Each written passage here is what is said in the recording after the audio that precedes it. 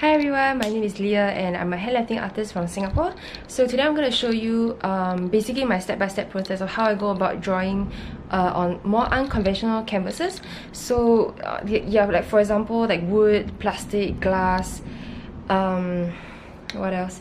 Yeah, basically anything that is kind of like not like your generic paper material. You can actually utilize oil-based markers or acrylic-based markers for these kind of projects. So for this particular project that I was doing, I will put a photo right here of how the final outcome, how it looks like.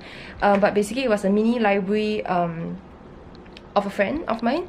So Brian has a mini library outside of his house under a tree, and he wanted like a piece of artwork at the back side of it.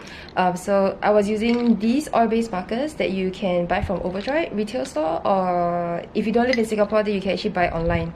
Yeah, so these oil-based markers are from the Japanese brand Teranishi, and it comes in 12 different type of colors. So I actually only utilize the black marker, just pure black and white. But the other colors I've tried, they have really good color payoff, and they're also water resistant markers, which is really good. So here are some of the materials that you may need for this particular project, or if you have a plank of wood that you have like in your house, or you have like a bottle of like wine bottles or ceramic mugs that you want to draw a little bit of art on it, you can consider using these markers. Cool. Okay, so I'm gonna flip the camera around and show you the different type of design sketches that I sent over to Brian. Cool.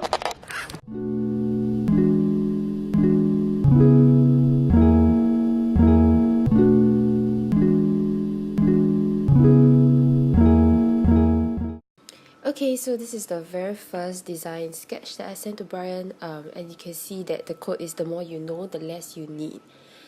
Because it has 4 words on the left hand side and 4 words on the right, I divided the grid into 2, and you also see that there are repetitive words in the word "the" and the word "you."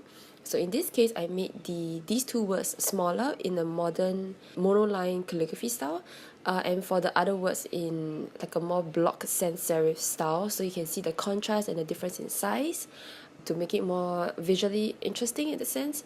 With the negative space, I kind of like added like hints of very minimal leaf illustration accents to fill out that negative space. Okay, so the second design sketch that I sent him is very calligraphic in nature. I'm using Spencerian capitals. In this case, and you will notice that even it's not as readable for sure because of the difference in size. But in this case, you can see that more curves, more flourishing. It has more character to it. Looks a little bit more flamboyant, and also elegant. So this is the third design sketch that I sent Brian, and similar as the previous one, and this particular piece I did them both digitally in Procreate on the iPad.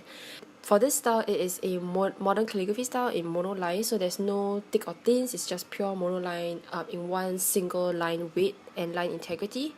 As for the letter Y, you can see that I added flourishes for both of them for consistency, also to add more character to the script. For the W up top, I also added a swash, and for the letter D in the word "need," there's also another swash, so that it's not just like a plain simple one, but at least there's more character to it, I would think. So this particular piece is the very last one, is the one that he chose ultimately. I think he was going more for a something that blends into the background, so not so bold like the hand lettering piece. And the second one, he found it a little bit not so readable. So this last one is the one that he picked, and it's the one that I ultimately drew. After you finalize your digital version or your sketch version on paper, you can move on to the inking phase. You can choose to either freehand it, which was what I did, or you can do a transfer method to keep the accuracy, especially when your design is really complex.